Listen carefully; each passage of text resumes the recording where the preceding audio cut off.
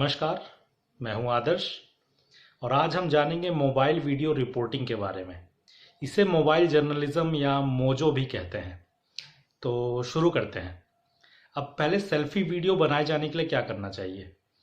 तो देखिए, selfie video के लिए कैमरे को सब हॉरिजॉन्टल यानी लैंडस्केप मोड पर रखें। ऐसे ये वाइड स्क्रीन टीवी की तरह दिखेगा। कैमरे को स्थिर रखने की कोशिश करें, उसमें वो शेकी ना हो। आप फ़ोन के जितने करीब होंगे वीडियो उतना ही स्थिर होगा और आपका ऑडियो भी बेहतर होगा। अगर आप बाहर शूट कर रहे हैं तो ध्यान रखें कि सूरज आपके सामने हो। ऐसे में आपका चेहरा एकदम साफ दिखेगा। सूरज आपके पीछे किसी भी स्थिति में नहीं होना चाहिए। अगर आप अंदर शूट कर रहे हो तो कमरे में प्रकाश भरपूर होना चाहिए। ये या तो नेचुरल सनलाइट होगा या फिर कमरा लाइटनिंग से रोशन होगा। फिर कमरे के अंदर शूट करते समय कोशिश करें कि शोर शराबा बिल्कुल ना हो। फ़ोन के करीब रहें ताकि ऑडियो एकदम स्पष्ट आए। कैमरे को अपने आई लेवल पर रखें ताकि वीडियो में ऐसा लगे कि आप कैमरे से रूबरू हो रहे हैं। अपने आप को स्क्रीन के मिडल में फेस करके रखें।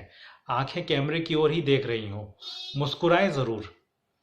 प्रिंटेड या पैटर्न या स्ट्रिप या चेक वाले कपड़े पहनने से बचने की कोशिश करें।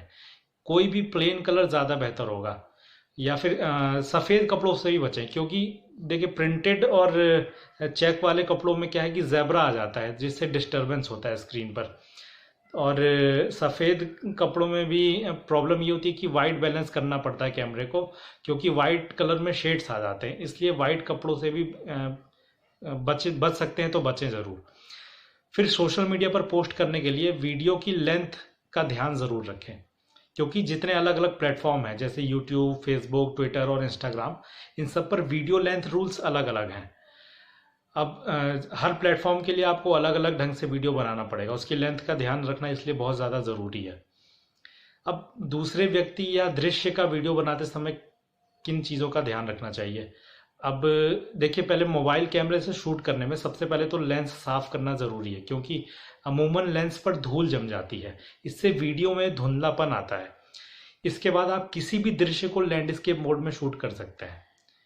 अब देखिए, सीन शूट करने का एक तरीका है, long shot, mid shot and close up. सबसे पहले लॉन्ग शॉट लिया जाता है, फिर मिड शॉट और अंत में क्लोजअप आता है। इन सभी शॉट्स को मिलाकर एक सीन बनता है। जैसे लॉन्ग शॉट में दूर एक व्यक्ति खड़ा दिख रहा है। अब किसी भी व्यक्ति का शॉट पोर्ट्रेट मोड में ही रखें, इस चीज़ का ध्यान रखना है आपको। मिड शॉट में क्या है कि कमर से ऊपर का हिस्सा दिख रहा है, कमर से सिर तक, और फिर क्लोजअप में चेहरा दिख रहा है जिस पर पूरी भाव भंगिमाएं दिख रही हैं और चेहरे का एकदम क्लोज लुक आ रहा है। अब देखिए, आमतौर पर किसी व्यक्ति का जब बयान लिया जाता है तो वो मिड शॉट में लिया जाता है। इसलिए किसी भी व्यक्ति का जैसे वीडियो बयान लेने के लिए फ्रेम में उसके कमर से ऊपर वाले हिस्से को लें, यानी कमर से सिर तक का हिस्सा। अब आदर्श रूप में यही स्थिति ठीक रहती है। अब इसके अलावा आप सीने से सिर तक के हिस्से को भी ले सकते हैं। अब क्योंकि आप मोबाइल से शूट कर रहे हैं तो ये जांच लें कि आपका माइक कितनी दूर है और कितनी दूर से आवाज़ कैच कर लेता है। उसके अनुरूप ही मिड शॉट स्थापित करें।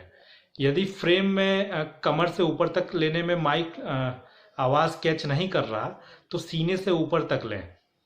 यदि अब भी बात नहीं बन रही है तो आप क्लोजअप ही ले लें, क्योंकि आवाज़ और चेहरा ये दोनों सबसे ज़रूरी चीज़ें हैं।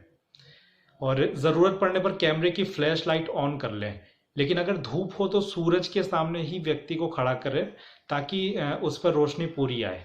और कैमरा फ्रेम में देखें कि व्यक्ति की आंखें स्क्रीन की ओर ही देख रही हों। व्यक्ति को कैमरा की तरफ देखकर बोलने का निर्देश दें। और यदि पहले से ही अगर व्यवस्था हो सके तो एडवांस में आप उस व्यक्ति को बता दें कि कैमरे के सामने प्रिंटेड, पैटर्न, स्ट्रिप या चेक वाले कपड़े और सफ़ेद कपड़े पहनकर ना आए, और कोई भी प्लेन कलर ले लें, वो ज़्यादा बेहतर रहेगा। और साउंड बाइट लेते समय क्या करना चाहिए। देखिए, मीडिया में किसी का वोकल स्टेटमेंट लेना बाइट कहलाता है।